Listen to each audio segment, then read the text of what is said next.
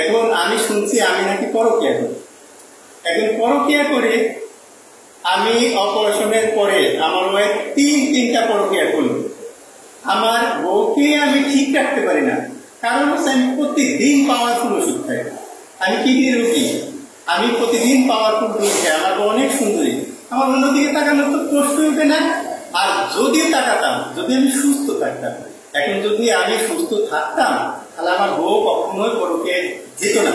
যেমন আমি অপারেশনের আগে আমরা খুবই সুখী ছিলাম, সবাই খুব আনন্দ ছিলাম। কিন্তু অপারেশনের পরে আমার প্রবলেম আসে বিধায় আমার বউ তিনটা পরকে জড়াইছে। তো এটা আমি বুঝি, এটা আপনারা কিভাবে বুঝবেন আমি জানি না, কারণ আমি প্রতিদিন বাবার কোনো ওষুধ খাই। এই তিনটা পরকে জড়াইছে। লাস্টে আমার ভাড়াটিয়ার সাথে সে 9 মাস ধরে এরকম শারীরিক সম্পর্ক করছে। লাস্টে এই ভাড়াটিয়ার সাথে এতটাই জড়াইছে, সে হাউমাউ করে কাঁদছে।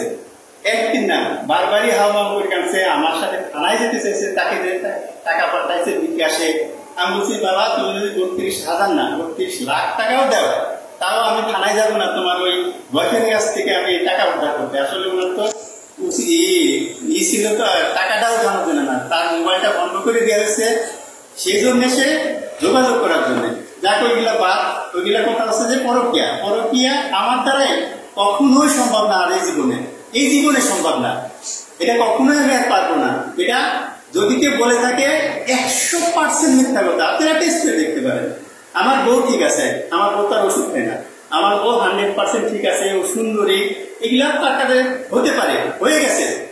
আমার ভাড়াটের সাথে যখন করছে আমি নিজে দেখছি, আরো 3টা দেখছি ধরা পড়ছে সে।